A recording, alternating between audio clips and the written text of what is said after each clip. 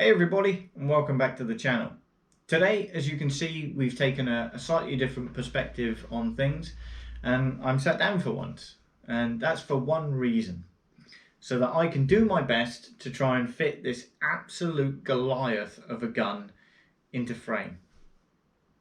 Now, I'm sure you're all familiar with the Silverback SRS range of bullpup sniper rifles, of which share a very similar silhouette to the back of this one.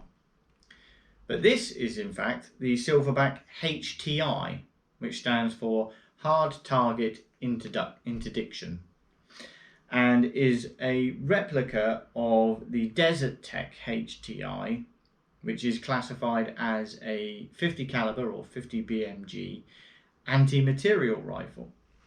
So what are anti-material rifles? Well, they are specifically designed to take on lightly armoured vehicles and such. And you can get a demonstration of the sort of things they can take on in video games and such as Ghost Recon Wildlands, where this is fully capable of taking on either an APC or even a helicopter. So this isn't, strictly speaking, going to be a review of the gun, pound for pound, going through everything. What I'd like to do today is actually answer a question I've seen asked a lot on the forums and such, which is, how viable is this as an airsoft platform? Well, to answer that, first of all, we have to briefly touch upon its capabilities. Now, being from Silverback, you are pretty much assured that everything in the gun is absolutely top of the line. You know, we have a superb barrel and fluted barrel here. The hop-up system is the same as the SRS, so you get two little lugs and stuff, so it's capable of dialing in those shots really, really precisely. As a side note to that, I would say that I personally don't like the hop-up system on the SRS or the HTI. I find it particularly finicky in its adjustments and is very difficult to actually dial in to begin with. Once you have dialed it in, the other side of that coin is very, very good. That's undeniable, but if you're someone who's just getting started or is unfamiliar with the system, you're gonna find it a bit of a pain in the ass. So again, going back to the gun itself, the cylinder in this, as you'd expect from something this sort of heavy and powerful, offers the highest volume of air in any airsoft rifle on the market today. And as such, this thing is absolutely capable of chucking the BBs downrange. So in terms of performance, you cannot argue that out of the box this thing is an absolute monster. It's capable of outranging pretty much any other rifle out of the box, I would say. So what's the caveat to that? Well, it's expensive. It's really, really expensive. This gun is £850, convert that as you will around the world. And that's not the only investment at the end of the day. Once you then take on the fact that you need an optic, you're almost assuredly going to need a bipod to help support this weight when you're taking shots. Mine's actually running the optional extra monolithic suppressor, which is another, well, slightly over £100 optional accessory. And all in all, you know, for this setup here, you're going to be looking at well over £1,200, £1,300. So it represents a large chunk of money. Now, if you were to take something like the Tokyo Marui VSR, L96 or the Novritsch range, you would get a rifle that would initially be perhaps slightly less capable than this one, but with all the money you saved, you'd be able to heavily invest in that sniper and make it every inch as good as this, if not better. That being said, the caveat again to that would be that there are upgrades available for the HTI as well. You can get an alternative hop-up system, you can get harder springs, more powerful springs.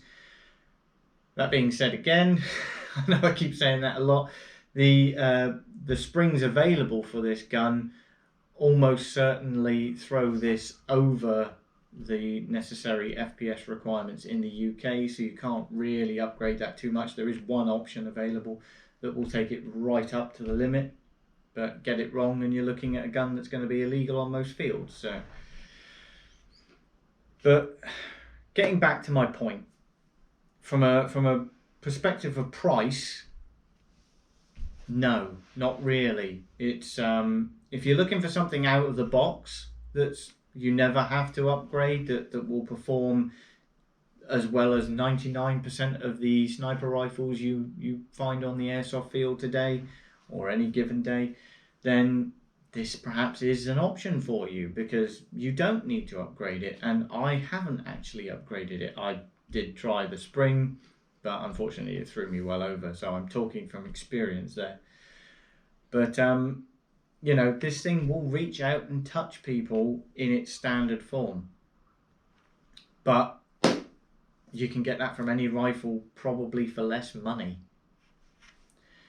In terms of viability, how does it actually, performance aside, how does it feel on the airsoft field? Well, get it out of the boot of your car and people flock to it. It's a real head turner. That is something I have noticed. Everyone wants to see it, everyone wants to hold it and have a look and have a couple of shots with it and try it. And yeah, if attention grabbing is your thing, then this is certainly an option for you as well.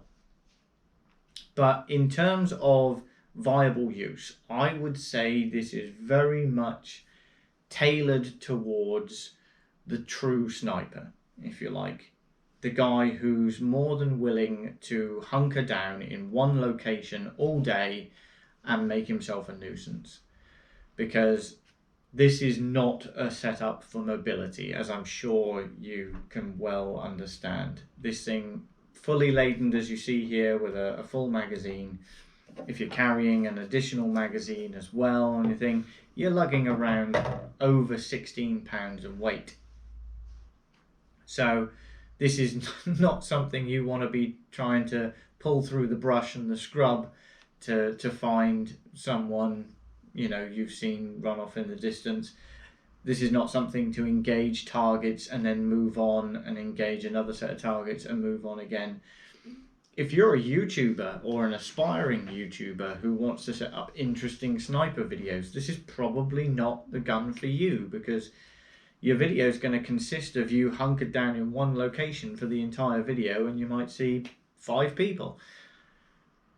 But if you're that guy who is fully gillied up and hiding in one location and gets a real sense of joy from being totally invisible and yet, far reaching, this could be the gun for you. In terms of other options for more mobility, you want to be looking at things like the L96, the VSRs, certainly the SRSs would offer far more mobility and yet still give you that short bullpup design.